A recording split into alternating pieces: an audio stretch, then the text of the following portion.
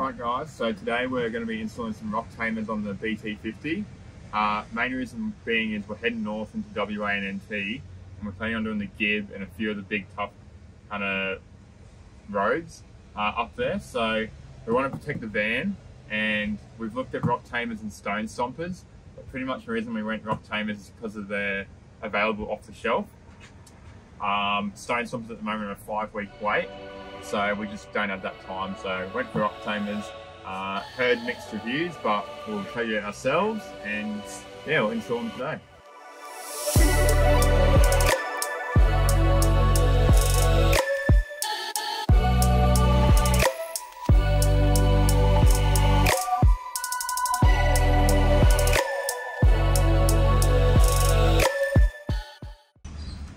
Alright guys, so when we're doing the Rock Tamers, we have to switch out our hitch. Now, most of you probably don't have to, but for some reason the factory one for the BT was really short, so you can see it finished here, which left no flat room for the Rock Tamers to fit on.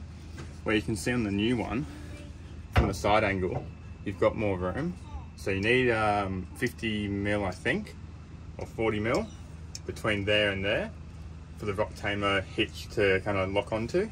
So we're swapping that out now.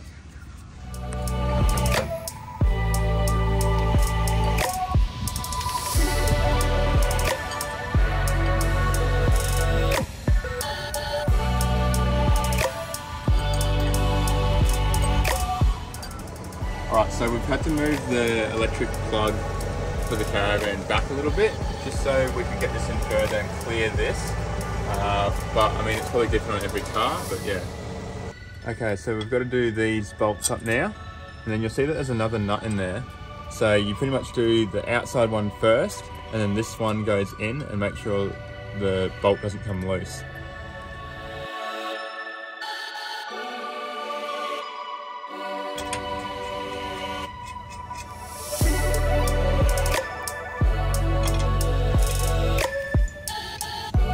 Done the hitch receiver part.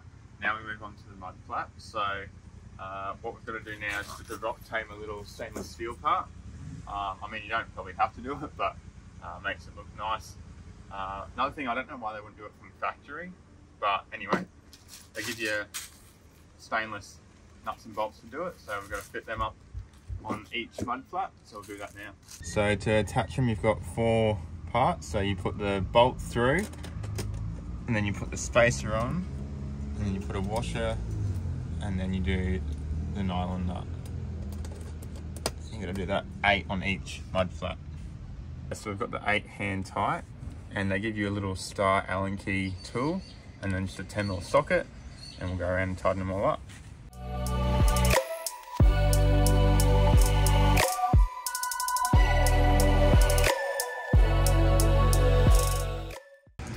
Okay, so what we've got to do now is we've got to measure the height from the ground to here, and that's how we determine how tall our mud flap's going to be. So we've got a rough height that's to the bottom, so kind of 560, and then we take 100mm off as you want 100mm clearance under the bottom.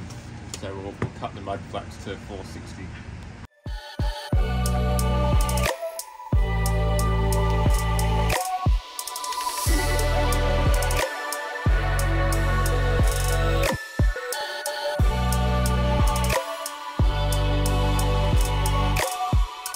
Alright guys, so we've cut it to height, and now we've got to drill out the holes so we can mount it on the kit.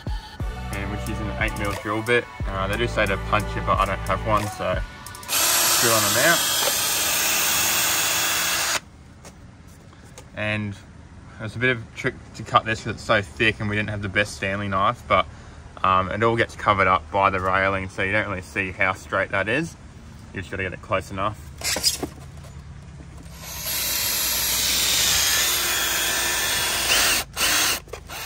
Alright, so now we've got the flat kit, and we put the square holes to the front, the smooth side, and you got your little nut and bolt kit here to mount all them up.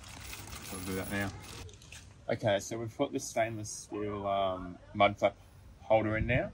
So you want the black end towards the tow hitch, and then you've got 3 different kind of holes here, and depending on your width of the vehicle, that's how far you kind of want it in and out. So we'll set that now and then tighten these 3 clamps, and then we can slide on our mud flap, and if we get it to the right angle then we'll tighten it up. Okay, so the next step is just kind of lining it all up. So pretty much like you want the end of the kind of bar to be in line with the edge of your tyre, I think. And then you also want it to be on a little bit of an angle. So you actually want it to kind of bend up a little bit like that to create a little bit of a curve. So once you kind of get that steel, tighten these up, and then the last step is to do the 1 bolt here. And I mean, I'm pretty surprised that they've only got 1 bolt here. I thought they would have had a few along here, because there are 3 holes in a stainless rod for different size vehicles. So I thought at least, yeah, you could maybe have a couple there. Maybe it's so you can easily get them off, but anyway, yeah, do that up and we're nearly done for one side. Alright guys, so as you can see, we've finished off installing the Rock Tamers, and we've been using them the past few days as we're heading north into WA. They've been holding up really well and yeah, working quite good.